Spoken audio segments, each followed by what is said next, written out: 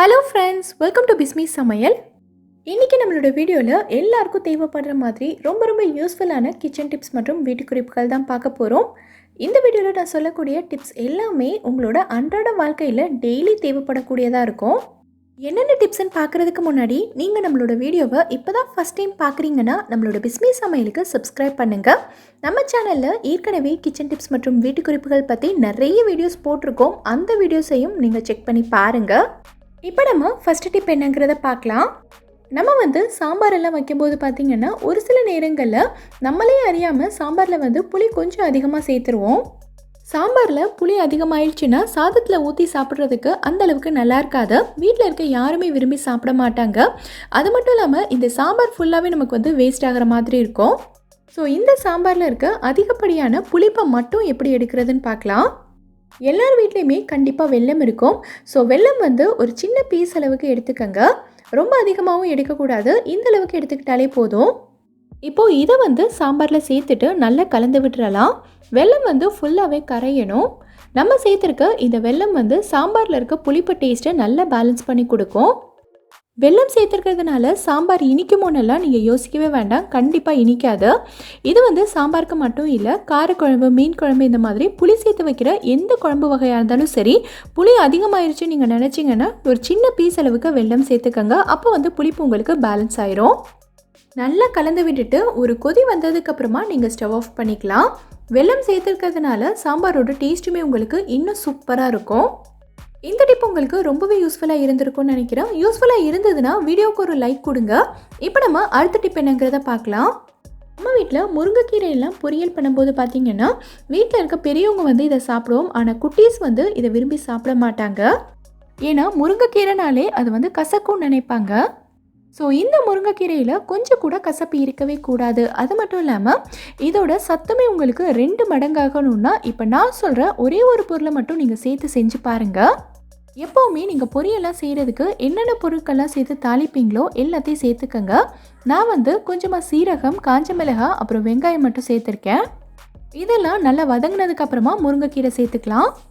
முருங்கைக்கீரையை எப்போவுமே கட் பண்ணவே கூடாது. கட் பண்ணிங்கன்னா கசப்பு அதிகமாயிரும். பொதுவாகவே எல்லாரும் கட் பண்ணாமல் தான் சமைப்போம். ஆனாலும் ஒரு சிலருக்காக நான் சொல்கிறேன். கீரை சேர்த்துட்டு இதை நல்லா வதக்கி விட்டுருங்க. உங்களுக்கு வேணும்னா கொஞ்சமாக தண்ணி தெளித்து கூட நீங்கள் இதை வதக்கிக்கலாம். கீரை இந்த அளவுக்கு நல்லா வதங்கினதுக்கப்புறமா இதோட நம்ம ஒரு முக்கியமான பொருள் சேர்க்க போகிறோம். என்னென்னா நான் பருப்பை வேக வச்சு எடுத்து வச்சுருக்கேன். இன்றைக்கி நான் துவரம் பருப்பு தான் எடுத்திருக்கேன். இந்த பருப்பை நீங்கள் வேக வைக்கும்போது ரொம்ப குழையிற அளவுக்கு வேக வச்சிடக்கூடாது. பருப்பு இந்த அளவுக்கு நல்லா முழுசாக இருக்கணும். அதே சமயம் நம்ம நசுக்கி பார்த்தோன்னா இந்த அளவுக்கு நல்லா சாஃப்டாக வெந்திருக்கணும். இப்போது இதை சேர்த்துட்டு நல்லா கலந்து விட்டுறலாம். இந்த மாதிரி நம்ம முருங்கைக்கீரை பொரியல் செய்யும் போது பருப்பை வேக வச்சு சேர்த்துக்கிட்டோன்னா இந்த கீரையில் இருக்க கசப்பு உங்களுக்கு அந்தளவுக்கு தெரியாது. இந்த கீரையோட டேஸ்ட்டுமே உங்களுக்கு ரொம்ப சூப்பராக இருக்கும். கடைசியாக எப்பயும் போல் கொஞ்சமாக தேங்காய் பூ சேர்த்துட்டு நல்லா கலந்து விட்டுட்டு ஸ்டவ் ஆஃப் பண்ணிக்கலாம். இந்த மாதிரி நீங்கள் செஞ்சு கொடுத்தீங்கன்னா கீரையில் கொஞ்சம் கூட கசப்பே இருக்காது. குட்டீஸ் எல்லாருமே விரும்பி சாப்பிடுவாங்க. இந்த டிப் உங்களுக்கு ரொம்பவே யூஸ்ஃபுல்லாக இருந்திருக்கும்னு நினைக்கிறேன். யூஸ்ஃபுல்லாக இருந்ததுன்னா நம்ம சேனலை சப்ஸ்கிரைப் பண்ணிவிட்டு பெல் ஐக்கானில் ஆல்ங்கிற ஆப்ஷனும் செலக்ட் பண்ணிக்கோங்க. இப்போ நம்ம அடுத்த டிப் என்னங்கிறத பார்க்கலாம். நம்ம வீட்டில் இட்லி, தோசை மாவெல்லாம் நம்ம அரைச்சி ஒரு 4 நாள் ஆயிட்டாலே பார்த்திங்கன்னா மாவு ரொம்ப புளிச்சு போயிடும். இந்த மாவில் நம்ம தோசை ஊற்றினா கூட அந்தளவுக்கு நல்லா இருக்காது. ரொம்ப புளிப்பாக இருக்கும். அது மட்டும் இல்லாமல் தோசையும் நமக்கு ரொம்ப ஹார்டாக இருக்கும். இந்த மாவை நம்ம கொஞ்சம் கூட வேஸ்ட் பண்ணாமல் இந்த மாவில் இருக்க புளிப்பை மட்டும் எடுத்துட்டு நல்ல ஃப்ரெஷ்ஷான மாவில் தோசை ஊற்றுன மாதிரி நல்லா கிறிஸ்பியாக தோசை ஊற்றலாம். எப்படிங்கிறத பார்க்கலாம். ஒரு சின்ன பவுலில் நான் 1/2 டேபிள் ஸ்பூன் அளவுக்கு கடலை மாவு எடுத்திருக்கேன். இன்றைக்கி நான் எடுத்திருக்க தோசை மாவு 4 தோசை ஊற்றுற அளவுக்கு இருக்குது. ஸோ இதுக்கு 1/2 டேபிள் ஸ்பூன் அளவுக்கு போதும். கூடவே ஒரு 1/4 டீஸ்பூன் அளவுக்கு சுகர் சேர்த்துட்டு இதில் கொஞ்சமாக தண்ணி ஊற்றி கொஞ்சம் கூட கட்டிகளே இல்லாத அளவுக்கு நல்லா கரைச்சிக்கலாம். கடலை மாவை நீங்கள் டைரெக்டாக தோசை மாவில் சேர்த்துட்டிங்கன்னா ஃபுல்லாக கட்டி ஆகிடும். சரியாகவே கரைக்க வராது. அதனால் இந்த மாதிரி ஒரு சின்ன பவுலில் கரைச்சிட்டு அதுக்கப்புறமா நம்ம மாவில் சேர்த்துக்கலாம். கொஞ்சம் கூட கட்டியே இல்லாமல் நல்லா கரைச்சதுக்கப்புறமா இதை மாவில் சேர்த்து நல்லா கலந்து விட்டுருங்க. நம்ம சேர்த்துருக்க இந்த கடலை மாவும் சுகரும் மாவில் இருக்க புளிப்பை கம்ப்ளீட்டாக எடுத்துரும். அது மட்டும் இல்லாமல் நம்ம கடலை மாவு சேர்த்துருக்கிறதுனால தோசையுமே உங்களுக்கு நல்ல முருகலாக வரும். நான் இதில் உங்களுக்கு தோசை ஊற்றி காட்டுறேன் பாருங்கள். இன்றைக்கி இரும்பு தோசைக்கல்ல தான் சுடுறேன். தோசை கொஞ்சம் கூட ஒட்டாமல் எவ்வளோ சூப்பராக வருது பாருங்கள். இந்த டிப் உங்களுக்கு ரொம்பவே யூஸ்ஃபுல்லாக இருந்திருக்கும்னு நினைக்கிறேன். கண்டிப்பாக ட்ரை பண்ணி பாருங்கள். இப்போ நம்ம அடுத்த டிப் என்னங்கிறத பார்க்கலாம். நம்ம என்னதான் டெய்லியும் காலையில் மாலையிலன்னு டீ போட்டுட்டு இருந்தாலும் கூட ஒரு சிலர் போடுற டீயில் பார்த்திங்கன்னா அந்தளவுக்கு நல்ல வாசனையோ டேஸ்ட்டோ இருக்கவே இருக்காது. நம்ம வாங்குகிற டீ தூள் தான் சரியில்லையோன்னு சொல்லிட்டு நீங்கள் வேறு டீ தூள் எல்லாம் மாற்றிருப்பீங்க. ஆனால் இப்போ நான் சொல்கிற டிப்பை நீங்கள் தெரிஞ்சுக்கிட்டு டீ போட்டு பாருங்கள். உங்கள் டீ அவ்வளோ வாசனையாக நல்ல கமகமன்னு டேஸ்ட்டாக இருக்கும். இதில் நான் 1.25 கிளாஸ் அளவுக்கு தண்ணி சேர்த்துருக்கேன். நான் இஞ்சியையும் ஏலக்காயையும் மிக்சியில் சேர்த்து ஒன்றும் பாதியமாக அரைச்சி எடுத்திருக்கேன். இதிலேருந்து ஒரு அரை டீஸ்பூன் அளவுக்கு சேர்த்துக்கிறேன். கூடவே இந்த சைஸில் ஒரு பட்டை 2 கிராம்பையும் சேர்த்துக்கலாம்.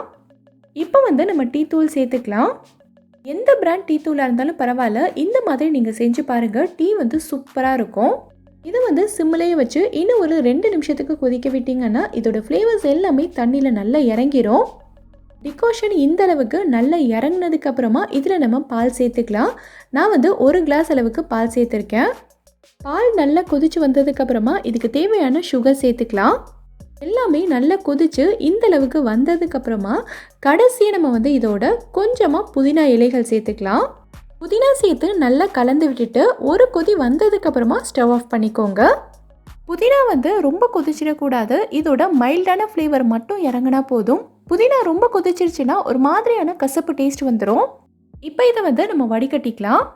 அதே மாதிரி நீங்கள் எப்போ டீ போட்டாலும் சரி, இதை ஒரு சர்விங் கிளாஸில் ஊற்றும் போது இந்த அளவுக்கு நல்ல நுர பொங்குற மாதிரி ஊற்றணும்.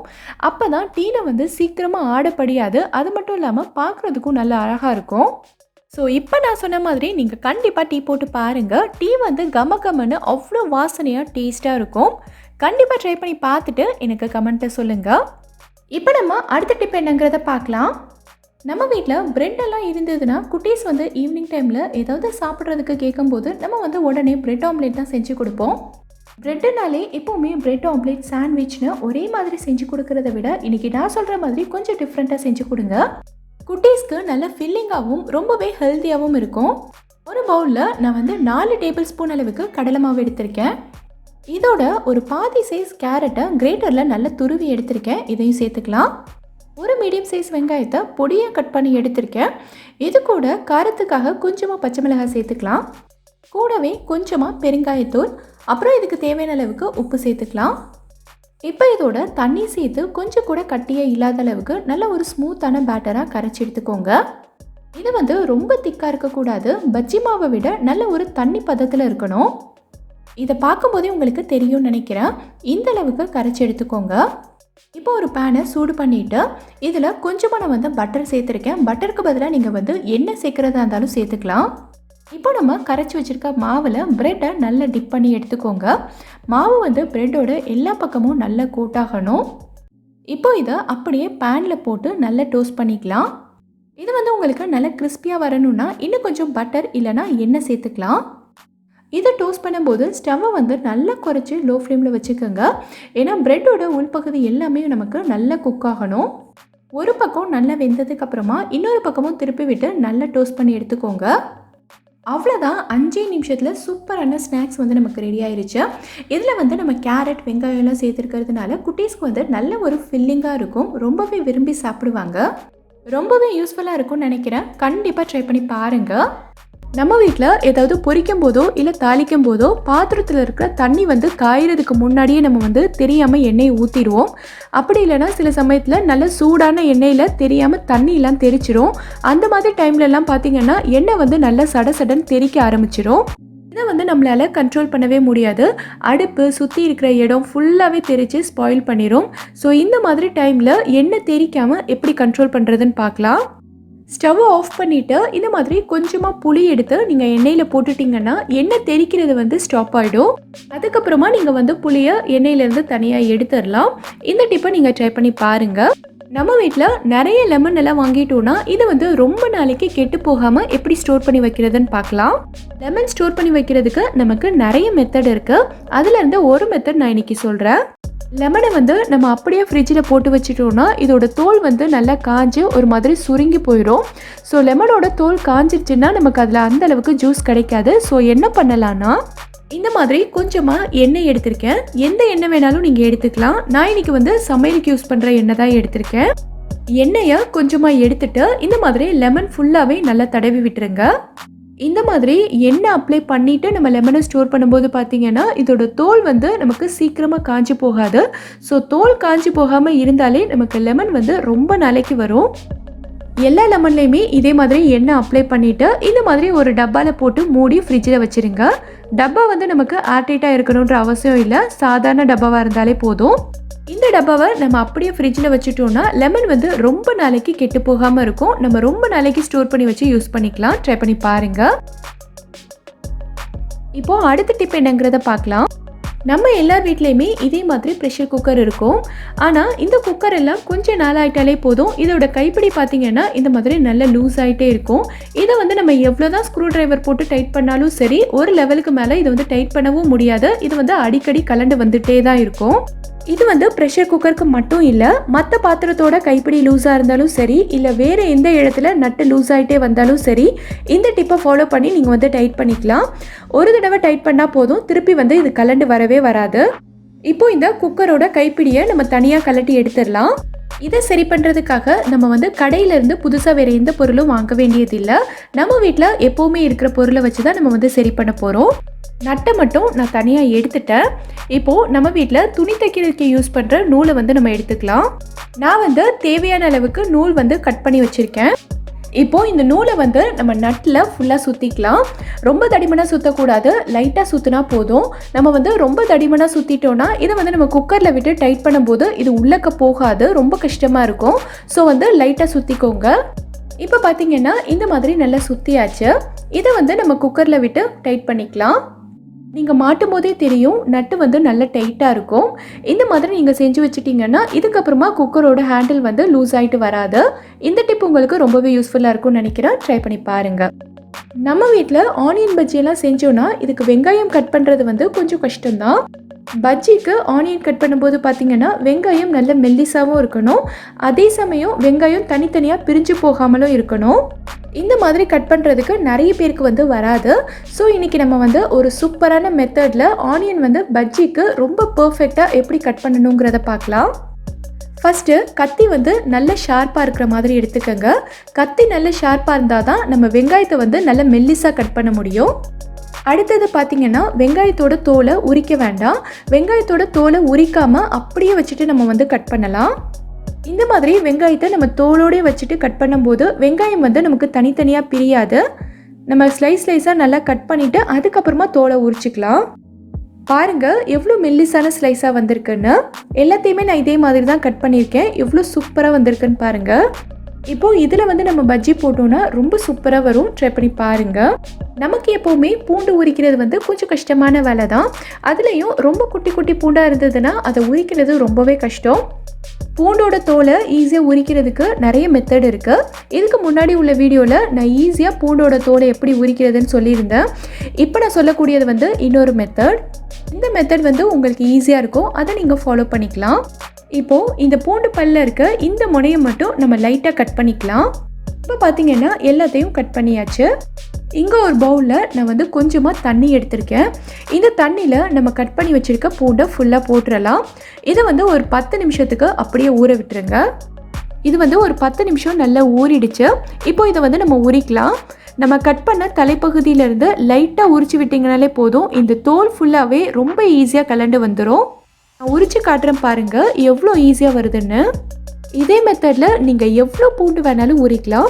நமக்கு ரொம்ப ஈஸியாக வேலை முடிஞ்சிடும். நீங்களும் ட்ரை பண்ணி பாருங்கள். இப்போது அடுத்த டிப் என்னங்கிறத பார்க்கலாம்.